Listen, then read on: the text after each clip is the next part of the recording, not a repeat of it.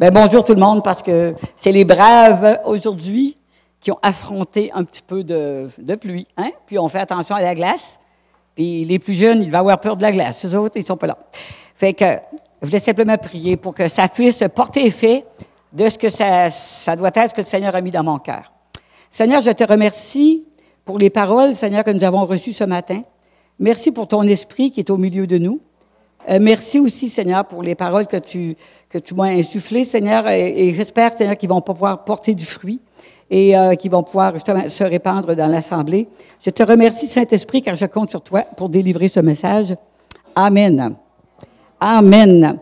Fait que le sujet ce matin, j'ai appelé ça de même, un titre, OK? On fait un bilan spirituel ce matin, OK? Quelle est la mesure de notre foi? Quelle est la mesure de notre foi? Je vais vous lire un passage du livre d'Élisabeth Gaudreault, OK? Une fricassée, OK? Et vous allez voir, c'est important. Élisabeth Gaudreault, c'est une chrétienne de la Beauce, OK? Qui écrivait. Elle dit, tu savais pas que j'écrivais? Oui, mais ça fait 25 ans que je suis partie, elle n'écrivait pas dans ce temps-là. Fait que c'est pour ça que ça vaut la peine. Elle écrit plein de choses merveilleuses. Alors, voici. Quelques années avant ma naissance, mon père connut une étrangère. Ça s'appelle l'étrangère, OK? Connu une étrangère récemment arrivée dans notre village depuis le début. Mon père fut subjugué par cette personne, si bien que nous en arrivâmes à l'inviter à demeurer chez nous. L'étrangère accepta, et depuis lors, elle fit partie de la famille. Moi, je grandissais. Je n'ai jamais demandé d'où elle venait. Maman, tout me paraissait évident. Mes parents étaient enseignants. Ma mère m'apprit ce qui était bien et le mal, le bien et le mal, et mon père m'apprit l'obéissance. Mais l'étrangère, c'était une conteuse, une enjôleuse.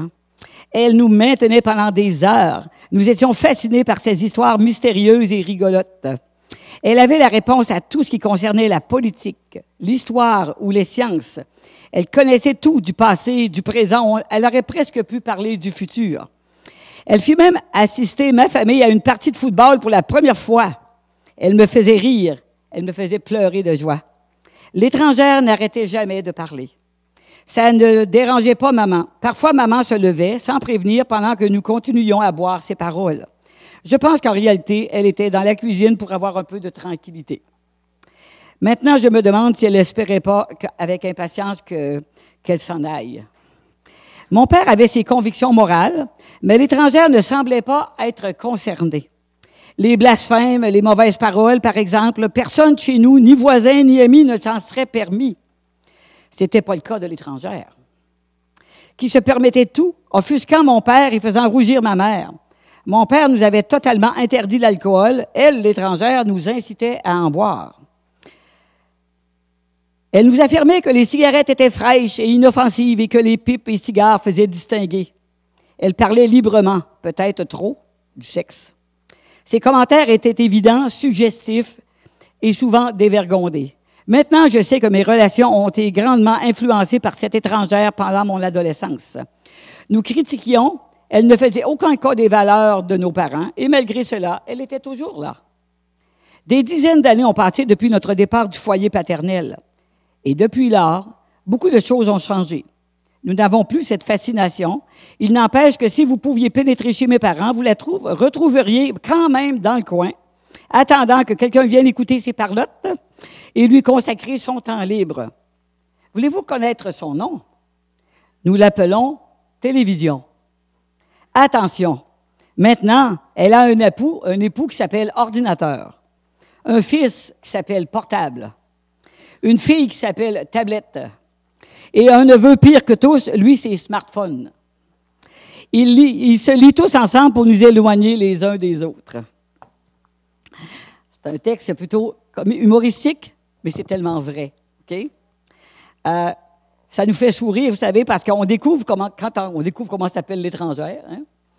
Puis en réalité, moi aussi, au début, ça m'intriguait vraiment. Pourtant, elle affecte nos vies, notre pensée, nos valeurs. À force d'entendre les choses, on finit par tout accepter. Nos nouvelles valeurs sont confrontées avec celles enseignées dans la Bible, les valeurs transmises par tous ces appareils.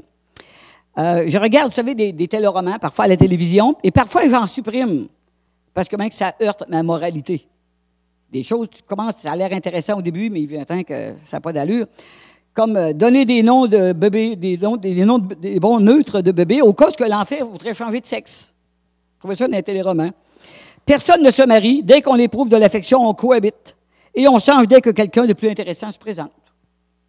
Il y a de l'homosexualité dans presque tous les épisodes. Pas juste les épisodes, dans à peu près tous les films. OK? Si on n'y prend pas garde, ça devient notre nouvelle moralité. Maintenant, comment marcher dans l'intégrité? Parce qu'on voit qu'avec ça, nous sommes influencés. Tout le temps, finalement, influencés. Le monde veut nous influencer et on ne peut pas se tenir complètement à l'abri parce qu'on travaille aussi dans le monde. Okay. Fait que, comment marcher dans l'intégrité? Première chose, il faut lire la parole de Dieu. On n'a pas le choix. Il faut que vous lisiez la Bible, lisez des psaumes, lisez les proverbes. On le répète à toutes les semaines, mais il faut que vous lisiez. C'est vrai pour Jésus, ce qui était vrai pour Jésus, ça l'est encore plus maintenant, parce qu'on se fait offrir des choses encore plus surprenantes. Dans 2 Timothée 3,16, ça dit, toute écriture est inspirée de Dieu. Elle est quelque part. Voilà. OK? Et utile pour enseigner, réfuter, redresser et éduquer dans la justice.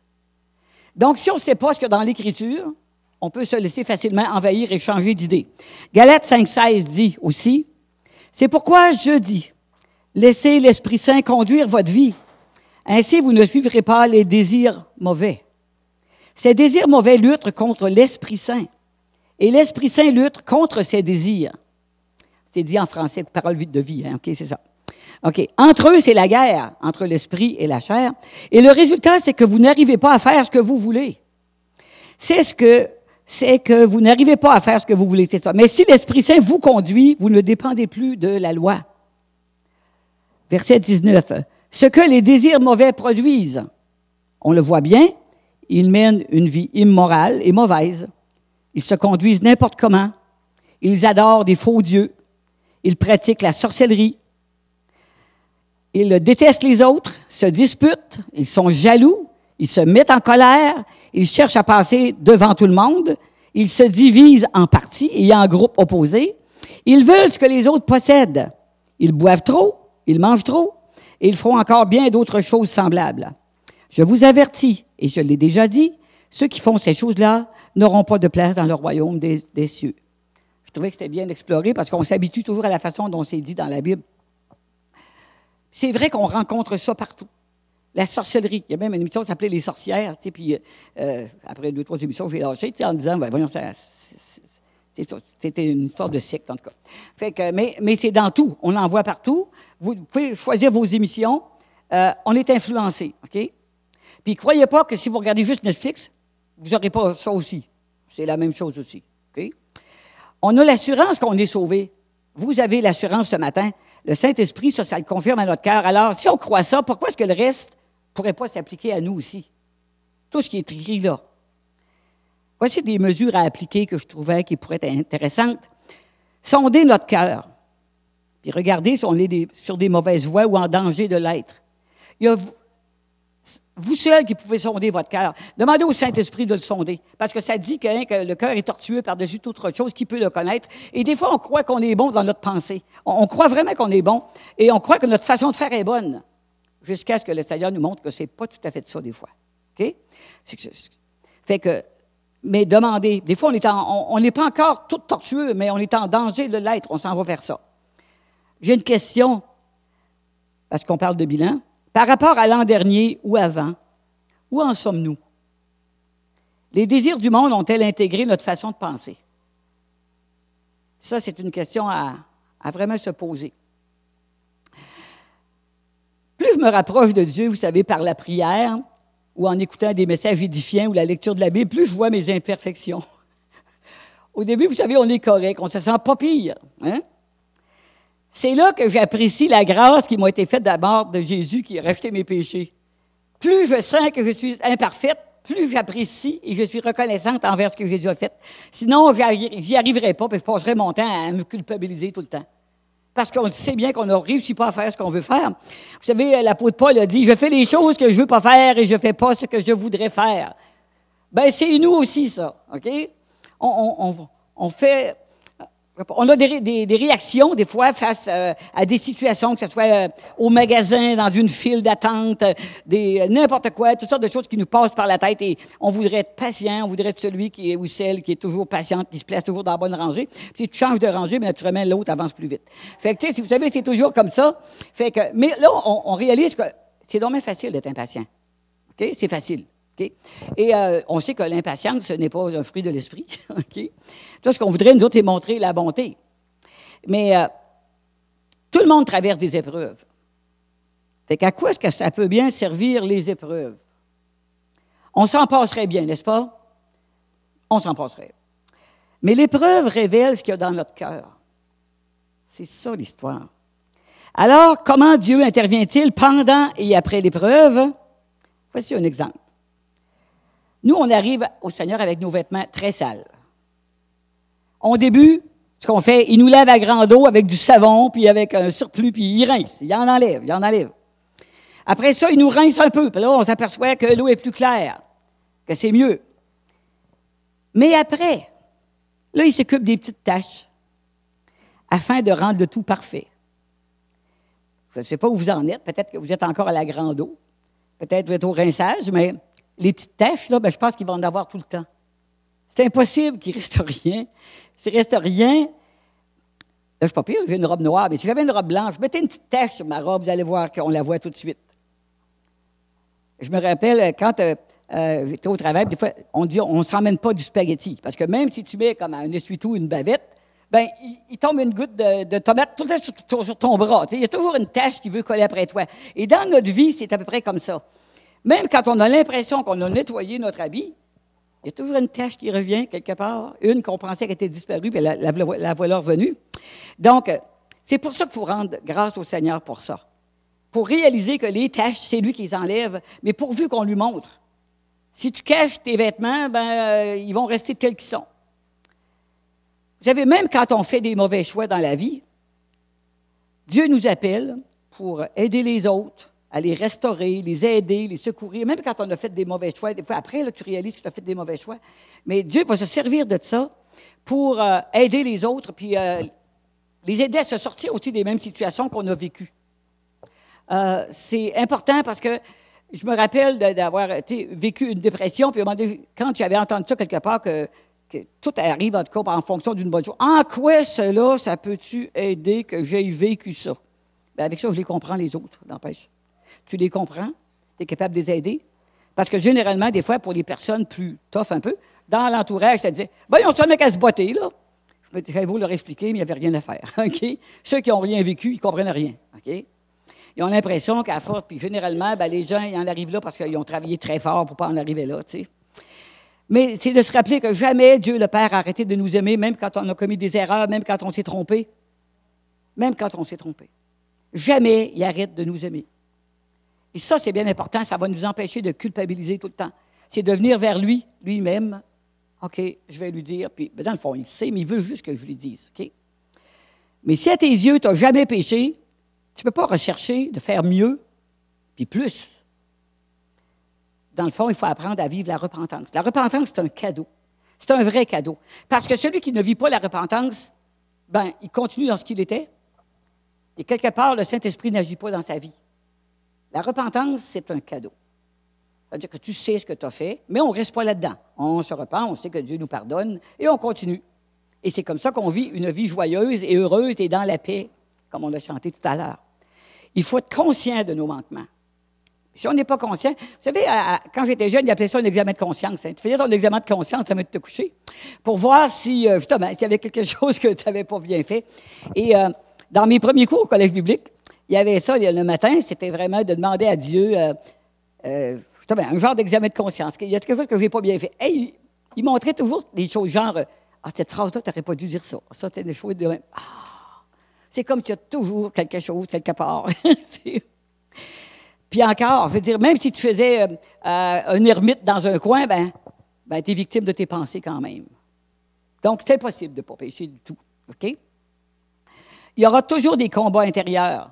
La chair s'oppose à l'esprit. Et ça, c'est évident. Puis, toi, là, tu pars avec plein de bonne volonté, mais ton corps veut faire autre chose, tu sais? C'est vraiment ça. Fait que, Voici pourquoi elles servent, les épreuves, finalement. Dieu a décidé de nous faire grandir. Parce que sans épreuve, on ne peut pas grandir. C'est triste à dire, mais c'est ça. On resterait toujours bébé, toujours content, toujours quelqu'un s'occuperait de nous. Puis nous, on ne ferait rien. Tu sais? On vivrait comme ça. Mais Dieu ne veut pas qu'on reste dans l'état où on est présentement. Mais encore la question, où est-ce qu'on en est par rapport à l'an passé? Est-ce qu'on est égal? Est-ce qu'on était là-dessus par rapport à notre foi? Est-ce qu'on a baissé? Ou est-ce qu'on a eu la croissance? Je vous souhaite toute la croissance. Mais quelque part, il faut vraiment prendre le temps de s'examiner pour dire où j'en suis maintenant. J'ai passé des épreuves. Si nous avons eu des épreuves et qu'on les a traversées et qu'on est encore là, on a grandi. Et voilà. Donc, vous avez déjà une partie d'une réponse. Vous êtes encore là? Vous avez grandi. OK? Puis même si des fois vous êtes carrément dans l'épreuve, vous êtes encore dans l'épreuve, mais vous êtes là, vous grandissez encore. OK? C'est vraiment ça. Il faut rendre témoignage de ce que Dieu fait dans notre vie. Cela encourage les autres dans la foi. Les témoignages, il n'y a pas rien que moi qui me raconte des histoires de souris. Là. Vous savez, des témoignages de ce que Dieu fait, parce que Dieu fait des petites choses. Je ne sais pas qu'il s'amuse avec les souris dans ma vie, mais il fait des tas d'autres choses aussi. Je me rappelle d'une fois, qu'on revenait dans le parc des Laurentides, il est arrivé comme ça une glace, et pendant qu'on descendait dans le petit parc au kilomètre 26, je m'en rappelle tellement, et puis là, pendant que l'auto commence à se promener comme ça, il y a un auto qui, elle, venait de capoter dans le fossé, là, et je me dirigeais dessus. Et là, j'ai dit, Jésus, aide-moi, l'auto a fait placé de côté. Quand il faut aller vite, Dieu va vite. OK? Parce que des fois, on trouve que Dieu est lent. OK?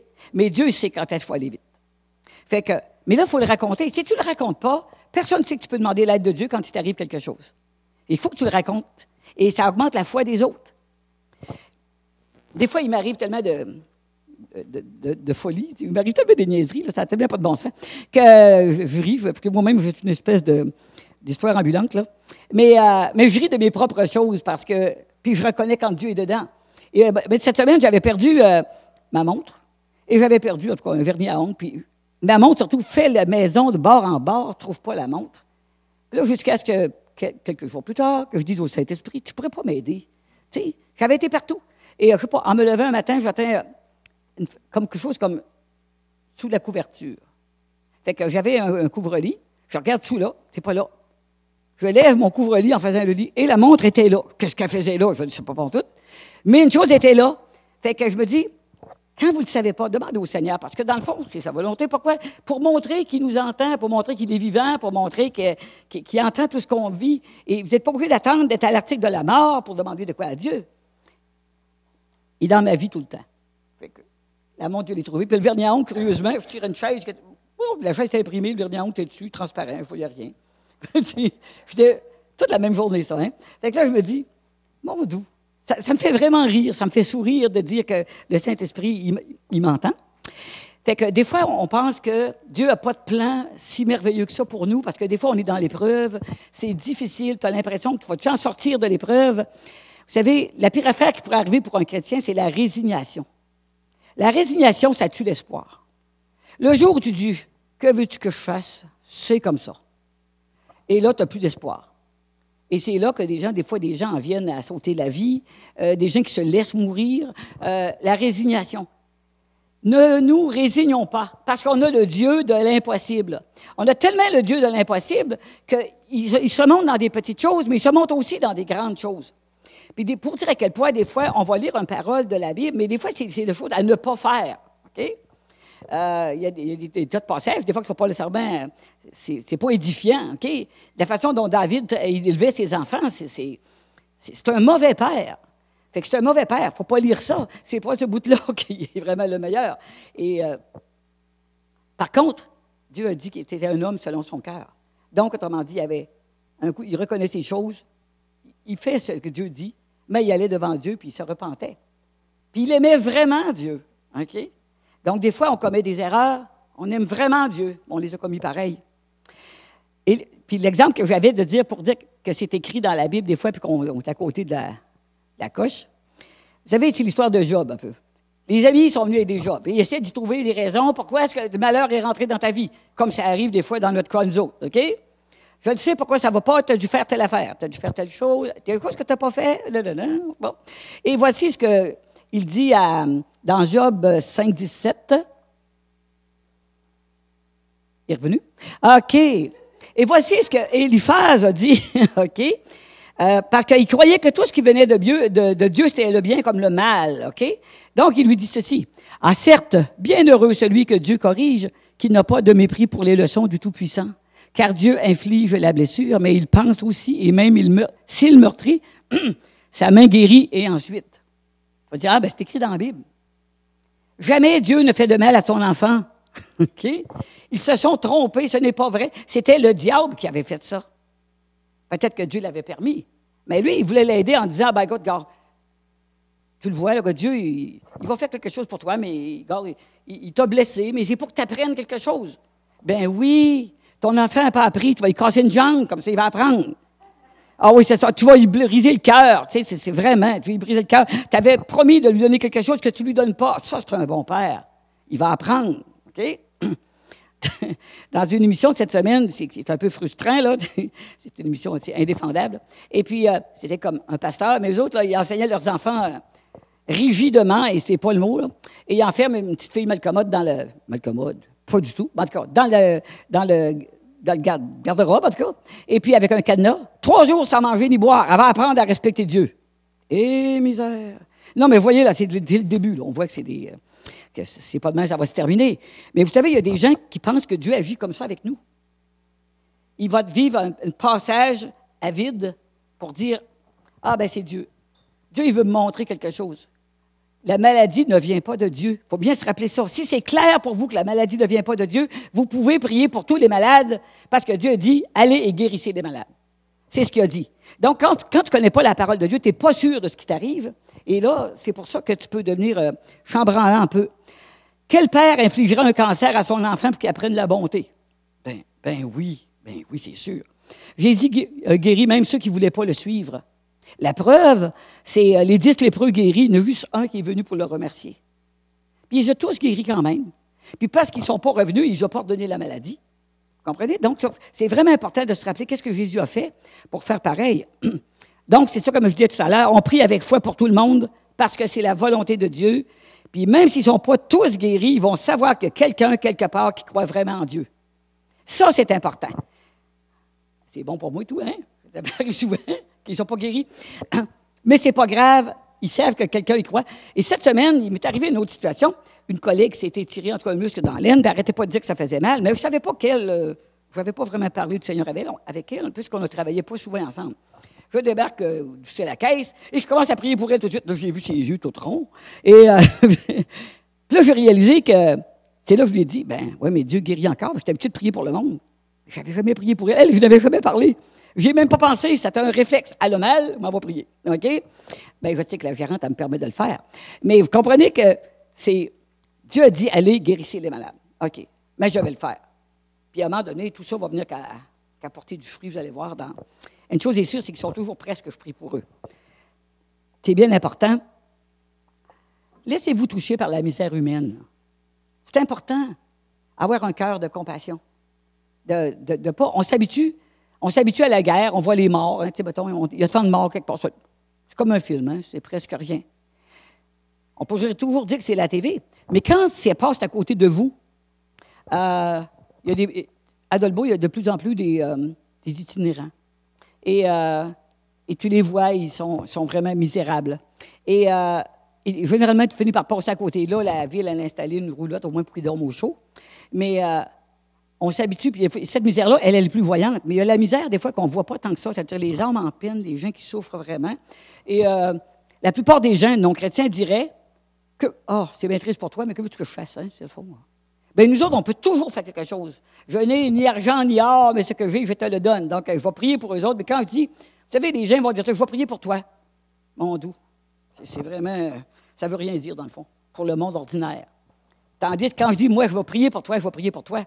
Il y a même cette semaine, 2 cas. Une cliente qui vient et elle dit, Carmen, il faut que je te voie, Carmen, il faut que je te voie. Puis elle dit, c'est parce que ma petite fille, elle a le cancer. Puis elle dit, je veux que tu pries pour elle. Je ne sais même pas si elle était venue acheter quelque chose. Elle venait me voir, moi. J'étais vraiment surpris. Tu sais, c'est pas quelqu'un que je vois si souvent. Et ça devient comme une habitude. Et puis des fois, j'ai le combat, moi aussi, de dire, vas-tu aller prier? Ils vont-tu être guéris? C'est toujours l'histoire, ils vont-tu être guéris? C'est pas que j'ai peur de passer pour bizarre. J'ai juste peur que je ne sois pas guéri, là, que ça ne marche pas encore. C'est ça. Fait que je dis au Seigneur, là tu as besoin de me baquer. Okay? J'ai besoin que tu me montres à quel point tu agis parce que moi, je respecte ta parole. Puis je la crois. Et puis, fait que c'est là que tu vas arriver des choses surprenantes après. Ils te le disent 2-3 semaines plus tard, mais finalement, ils ont été guéris. Ils ne te le disent pas tout de suite. Fait qu'il faut se laisser toucher par les gens qui souffrent. Puis pour ça, il faut simplement avoir les oreilles ouvertes puis les yeux ouverts. Comment voulez-vous que les gens voient la bonté et la gloire de Dieu si on garde tout à l'intérieur de nous pour notre usage personnel? Ce matin, on goûte la présence de Dieu. On voit le Saint-Esprit qui agit à travers les paroles prophétiques, à travers toutes les situations. Et là, on s'en vient à la maison, tu gardes ça pour ton trésor. Tu emmènes ton trésor à la maison, tu le mets dans un verre sur le comptoir, tu le reprends la semaine suivante. Seulement, même toi, tu as fini par oublier ce qu'il y avait dedans. Plus tu le partages avec quelqu'un, plus ça se multiplie. C'est spécial, c'est ça que ça fait. Donc, trouver quelqu'un avec qui en parler, d'aller voir que ne faut pas que ce qu'on reçoit soit juste pour nous. C'est bien important que même si c'est pour nous, on le partage avec quelqu'un. OK? À moins que ça soit de quoi tellement personnel là, que ce n'est pas partageable. Là. OK? Il y a une phrase que je disais, c'est « S'il n'y a pas un brin de folie dans ce qu'on accomplit, alors il y a un problème avec notre foi. » Si c'est tout ordinaire ce qu'on fait, c'est ça que ça veut dire. Si on ne fait jamais quelque chose d'un petit peu qui nous dépasse, là, ben ça veut dire que la foi n'a pas besoin de lever haute. Ce n'est pas vraiment notre problème. Inquiétez-vous pas, il me reste encore juste une page. Ça va bien ce matin. Fait que ça va bien, au contraire. J'ai un exemple qu'on disait, mettons, un brin de folie. Quitter notre sécurité pour aller servir ailleurs, ce que vos pasteurs ont fait. Ça veut dire quitter ce qu'ils avaient, quitter leur maison, leur situation. À peu près tous les pasteurs font ça. La plupart des chrétiens les reçoivent, puis après ça, c'est des acquis. C'est des acquis. Ils finissent par oublier ça. Généralement, ça déplace leurs enfants ou ça les fait éloigner de leurs enfants.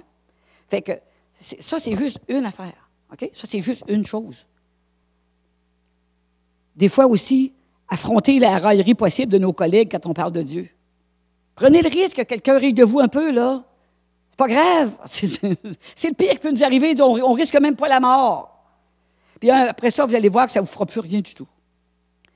Parce qu'à un moment donné, quelque part, j'avais prié parce qu'une femme avait tellement un tour de rein, et j'avais prié pour elle, et la secrétaire d'un autre bureau plus loin, elle dit « Carmen, ça serait bien que tu n'en parles plus parce qu'il y a du monde, il se moque de toi. » J'ai dit « C'est bien le dernier de mes soucis. » Ah, mais c'est vrai, c'était le dernier de mes soucis.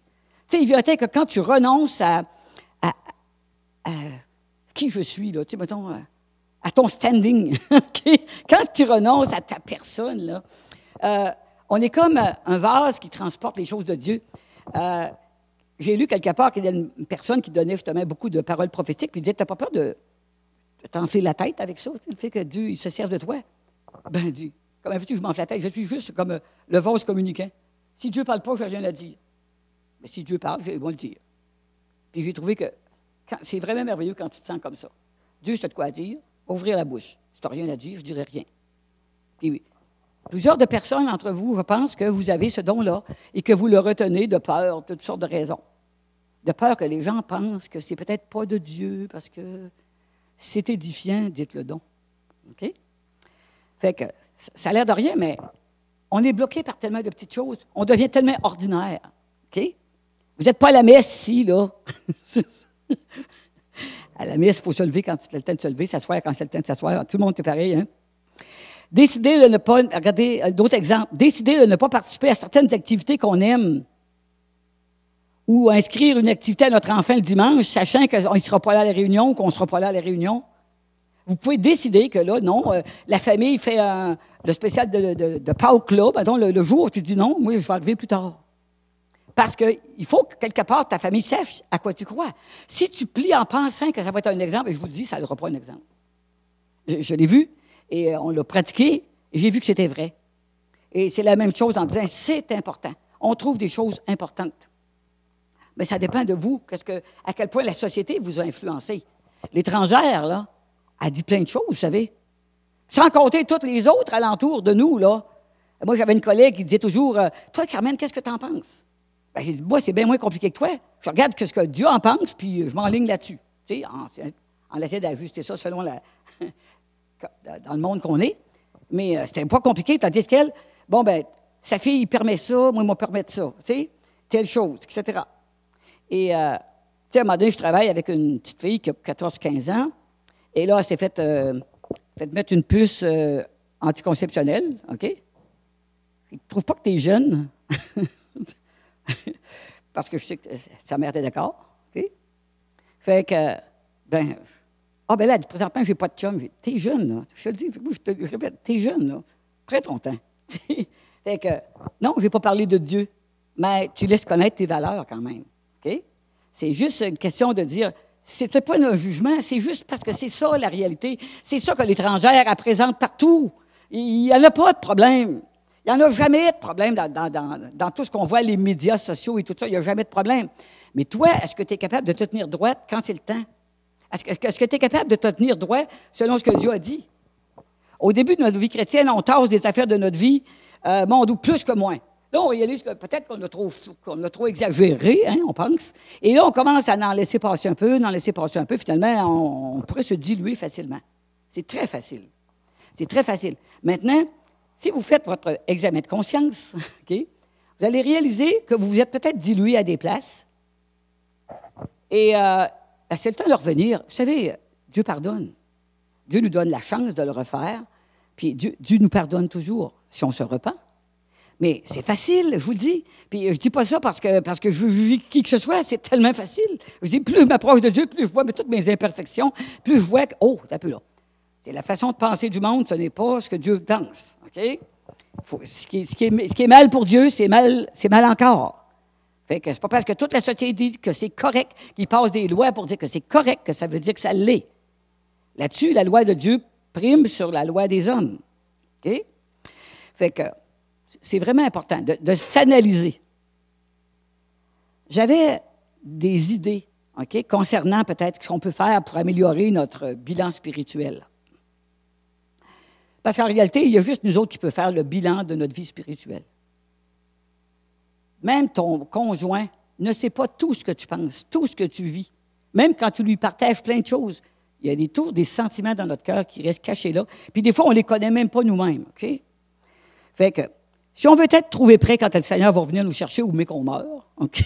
Dans une de ces situations, il faut s'examiner soi-même, prendre des décisions qui s'imposent pour affermir notre foi. Et là, j'ai pris ça dans d'autres sites, mais j'ai trouvé tellement que c'était bon. Nous, quand on part, parce que là, nos enfants sont tous rendus vieux, on ne traîne pas nos petits-enfants la plupart du temps, et on s'en va manger au restaurant. Et là, on se partage des choses. On se partage vraiment des choses qu'on a entendues durant la réunion, des choses qu'on vit, des choses spirituelles, et finalement, on s'entraide tant qu'on peut. Mais là, vous vous dites, ouais, mais moi, vous êtes les grands-mères, hein, vous n'êtes pas de notre âge. OK? Mais je vous comprends, c'est pas grave. Mais on est drôle pareil quand même. Mais je vous conseille d'avoir souvent des rencontres avec des gens de votre âge qui vivent des choses semblables pour que vous vous entraidiez. Cédulez des rencontres, puis allez-y. Que ce soit des cafés, des repas, café-repas, des zooms, des réunions de louanges. Cédulez-vous quelque chose régulièrement. Maximum aux 2 mois, ça serait quasiment mieux au mois. Faites un zoom, racontez vos choses. J'ai des problèmes avec les enfants, je vis telle chose, le professeur, il fait telle chose, qu'est-ce que je ferais? Puis là, tu te partages ça, puis là, tu racontes son expérience, puis là, ça nous fait du bien. Ça nous fait du bien. Si ça nous fait du bien à nous, qui sommes plus âgés, juste un peu, imaginez-vous, je trouve que, les jeunes parents, vous vivez à peu près tous la même chose. Vous avez des combats. Vous avez votre travail, vous avez la vie personnelle, vous avez élevé les enfants à travers ça, à travers toutes les oppositions qu'on rencontre. Qu'est-ce que vous êtes prêts à admettre ou ne pas faire? Partagez ça. Je vous dis, c'est presque un devoir. Il faut que vous le fassiez. On va vous faire un devoir. Il faut que vous fassiez ça. Trouvez le moyen. Avec Zoom, on peut le faire. Parce que tout le mardi, bien sûr compris, mais on parle beaucoup aussi. On se raconte plein de choses. Des fois, c'est quelqu'un, des fois, qui prépare un verset, mettons, comme là, c'est Ginette, elle nous prépare un verset, on lit le verset, puis là, on passe nos commentaires là-dessus, puis ça nous fait penser à d'autres choses, puis vous allez voir que, finalement, on aborde bien des sujets, et ça nous fait beaucoup de bien. Ça nous édifie, ça nous fait grandir. Mais vous autres, vous allez le faire à votre façon, à vous autres. Mais selon ce que vous vivez. Fait que pensez pas que vous n'avez pas le temps, ça se peut pas. Il faut que vous le trouviez, le temps. OK? Vous avez le temps pour toutes sortes de choses. Fait que, trouvez un moyen de vous rencontrer, les jeunes. Là, vous ne mettrez pas d'âge là-dessus. OK? Donc, vous vous arrangez entre vous. Mais il faut absolument que quelqu'un décide qu'il faut que ça se fasse. OK? Puis donnez-vous une chance, OK? Parce que celui qui reste seul périt tout seul. Si tu gardes tes problèmes, tu n'en parles pas à personne, tu vas mourir tout seul. Je parle de spirituellement. OK? C'est important. Il ne faut pas rester seul. Il faut partager avec des gens. Puis croyez-moi, même, mettons, les problèmes d'ordre de couple et tout ça, ça existe. Tout le monde en a. Tu peux lire, écouter aussi des témoignages, puis là, tu partages ça avec quelqu'un d'autre. Tu dis, hey, moi, j'ai lu ça, ça a bien aidé. Tu partages ça avec quelqu'un d'autre. Et vous allez vous édifier. Comme ça, ben, il n'y aura pas tant de chaises vides. Fait que ceux qui sont là, partagez. Okay, c'est nécessaire. Fait que c'était ça que je voulais vous partager ce matin en conclusion. Y a-t-il de l'espoir pour ceux qui se sont trompés? Tu as décollé de ta vie de travers, est-ce qu'il y a moyen? Ou pour ceux qui ont fait un détour au lieu de suivre le chemin que Dieu a tracé pour eux autres, y a-t-il un moyen pour ça? Oui, si. Bien, moi, ce matin, je dis, tout ce qu'on a à faire, c'est viens. Viens à celui qui te ramène d'où tu t'es égaré pour accomplir le plan que Dieu a pour nous. Mais vous savez, c'est des plans de bonheur que Dieu a prévus pour nous. Des plans de bonheur. Ce n'est pas des plans de... C'est vraiment des plans de bonheur. OK? Fait que on n'est pas encore arrivé là. Mais je suis d'accord avec Cassandre qui disait, maintenant, on peut avoir la paix, nous. La paix. Puis des fois, je m'en vais travailler, puis Seigneur, je veux transporter la paix qui dépasse l'intelligence. Parce que je vais entendre toutes sortes de commentaires. Vous savez, travailler au public, là. Moi, si je vois la météo, je n'ai même pas besoin de la regarder. Je suis sûr que toutes les personnes âgées la regardent pour moi, puis ils nous parlent qu'il va arriver dans 2 jours, puis il va y avoir de la pluie en fin de semaine, puis ils te racontent tout ça. Et quand c'est des autres malheurs, c'est pareil. Et là, ils te racontent plein de situations concernant les personnes mortes. Hein? Ah, c'était une bonne personne, elle va aller au ciel, nanana. Et souvent, ils viennent parce qu'ils veulent habiller le mort. Mettons, la personne défunte, et là, on retrouve des vêtements pour la personne défunte. Et tu sais, on a toutes sortes d'occasions. Donc, Seigneur, fais que moi, je puisse emmener la paix où ce que je suis. Parce que des fois, il y a du stress aussi. OK? Les clients, la plupart du temps, ils sont fins. Mais des fois, il y en a, des pas fins. Ça arrive. Fait que, dans notre vie, il faut que nous transportions la lumière avec nous. Si on ne peut pas la transporter, bon, on a besoin, Seigneur, simplement, regarde, viens remplir ma vie. Viens remplir ma vie, que je veux transporter la lumière. OK? Je veux transporter la lumière, je veux transporter la paix. Où ce que je suis, je veux apporter la paix. Si vous décidez ça, vous allez voir que vous allez être tellement des bons témoignages. Des bons témoignages, c'est surtout être avant de parler.